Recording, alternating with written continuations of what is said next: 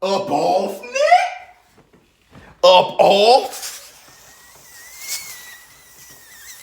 Nick. What's up, my people? This ShowBizz don't. All right, man, look. I was done for the day. I was done for the day. Come on now, people. Oops. All right, man, look. I was done for the day. My show business partners jumping in my DM telling me, look at the Canelo Alvarez news. Let's get to the video.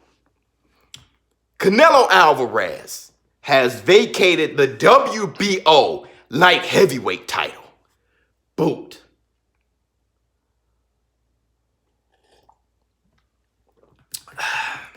You know, I was relaxing, looking at Seinfeld, just taking Tuesday very lightly. I'm really not caring about this Tuesday now, but so much boxing information has been released. And Canelo Alvarez, let's talk about that. Let's talk about what it means in the future, what we know as of right now, how important is it, and my thoughts, my opinions on it. The light heavyweight, let's talk about the light heavyweight division. The light heavyweight division is a very odd thing because the cruiserweight division was created, what was that, in the 80s? It's very recent. And, you know, the heavyweight division was different back in the day. You know, the golden era of boxing. You had Rocky Marciano coming in 185, stuff like that. Joe Louis, 202 pounds. Heavyweight division was different. And the light, matter of fact,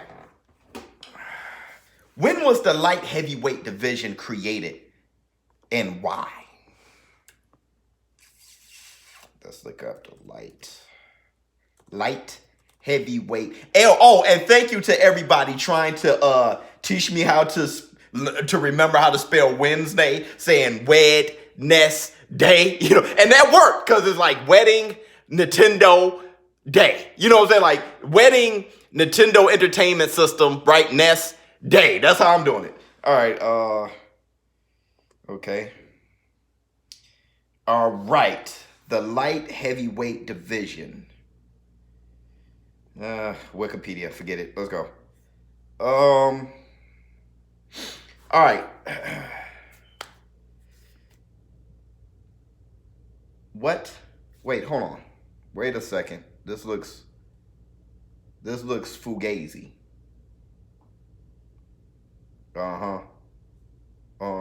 Yep, that's wiki for you. In 1920, the light heavyweight division was formed with a maximum weight of 175 pounds. Okay. Any fighter weighing more than 175 pounds was a heavyweight. Oh, right. In the 1980s, the boxing organization recognized the cruiserweight. Okay, so that was the thing. The heavyweight division was just broader. Okay, so in 1920, the light heavyweight division was formed. And anything over 175 pounds was considered a heavyweight. It's not that, you know, Rocky Marciano, you know, he was a heavyweight for then. Right, because the cruiserweight division was created in 19, and they decided to be lighter, you know, instead of heavier. You know, so that's why Rocky Marciano always said he wanted to be lighter and faster. He chose to be 180-something pounds. He was actually a bigger man than that. Joe Louis, the same thing. That's the thing. Okay. All right. So it was created in 1928. This is the beginning of boxing, pretty much. Like when boxing became this thing. So Canelo Alvarez, boom, vacated the WBO title. And here's the funny thing about that. One, he had to vacate. Okay, so the WBO said that they prohibit a fighter from having you know, belts from other sanctioning bodies for multiple weight classes and hold the WBO in a weight class. So he had to make a decision. But I hear that, from my understanding, they came up with an agreement. And the agreement was this, that Canelo Alvarez would be mandatory for the WBO belt in any weight class he choose. Huh? What? Here's the thing. Is that like a franchise title for the WBO? Like no matter, so at any moment, he's the mandatory for the middleweight title, the super middleweight title. If you want to do it again at light heavyweight, he's the mandatory. Soon as he steps his foot in there, that kind of reminds me of the franchise title. And here's the thing about Canelo. Canelo, to me, fantastic fighter. A future Hall of Famer, one of the GOATs of all time. And I'm telling you, as far as Mexican fighters, he's really up there. I don't know what he can do to be better than Chavez and, Sanchez and stuff like that. But I'm saying he's up there. Hold on, somebody's calling. He's up there. Now, I think Canelo Alvarez is going to be one of the GOATs in boxing when it's all said and done. With that said, this is exactly why he has haters. You see what I'm saying? See, that's what's killing me, okay? The guy is a fantastic fighter, but then you feel like things are being handed to him. You feel like things are being handed to him. I mean, that's just how you feel. If you are a fighter, if you are Charlo, if you're Andre, if you're Billy Joe Saunders, if you're Caleb Plant, if you're David Benavidez, any of those guys, you got to be like, hold on. Why? I'm not a mandatory no matter where I go. Why Canelo? Canelo is special. And that doesn't rub people the right way, at least. With that said, I want to say this, okay? The WBO did the right thing. They did the right thing for boxing, forcing him to vacate. You can't just be holding belts everywhere, all right? Another thing, I rathered him stay at light heavyweight. That's just me, though. I know that's just me. There's a lot of people that wanted him to fight Charlo. Me, I think Canelo Alvarez would be too much for Charlo. I really do. But I would like to see the fight, though. Hell, you know I would like to see the fight. I would like to see him against Andre, stuff like that. It's just how I feel about Canelo is how I feel about Lomachenko. What I mean by that is Lomachenko is too small to be a lightweight. He's really too small. Honestly, he's too small. It's like Floyd Mayweather fighting at 154. He's too small for that. Though he fought there, beat Cotto there, Oscar De La, he did his thing there. But what I'm saying is Lomachenko is too small to be a lightweight. But the fights that he have at lightweight are so fantastic. It's not the no Moschenko he was having, where he was just beating everybody up, everybody quitting. Now, moving up in weight against those big boys make it entertaining for me, and it makes him greater to me. You know, going up against the odds. Luke Campbell, 5'9", Olympic medalist, good fighter. Same thing with Linares, the same thing with Teofimo Lopez. These guys are big boys. Devin Haney, big kid and talented. You know, Lomachenko, you got to go against those big boys. I like that, and that's what I wanted with Canelo. See, when Canelo beat and knocked out Kovalev, I was like, Kovalev just did his thing against Yard. So he knocked out Yard with a jab.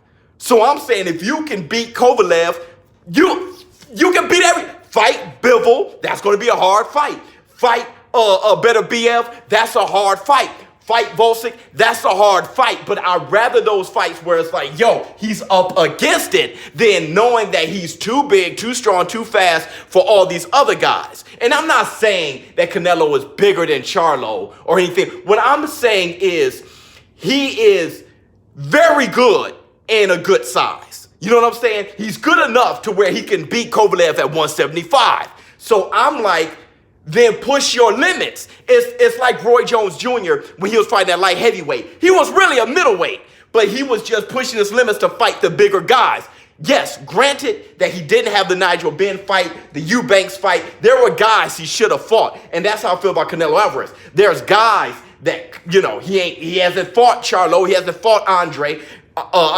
but the light heavyweight is such a bigger challenge. It's like, man, I don't know if he'll win this next fight. I really feel that if it's not Caleb Plant, somebody with a weird style like that slick style, I feel like he's going to beat him. I do. But when him in the light heavyweight division, it's like, these are huge risks. So I like it in that sense. But at the same time, is Bivol a greater challenge than Charlo? I don't know.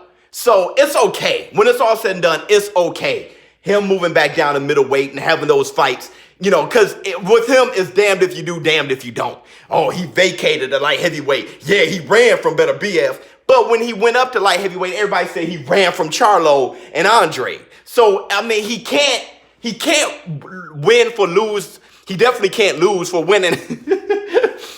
So that's the thing. He's in a spot where he's like an enigma wrapped around an enigma. You don't really, no matter what, the candle is burning from both ends. You can't really accept the choices made by Canelo because really there's enough handed to him where you're like, the computer thing, it's like there's enough handed to him where you just criticize him for everything.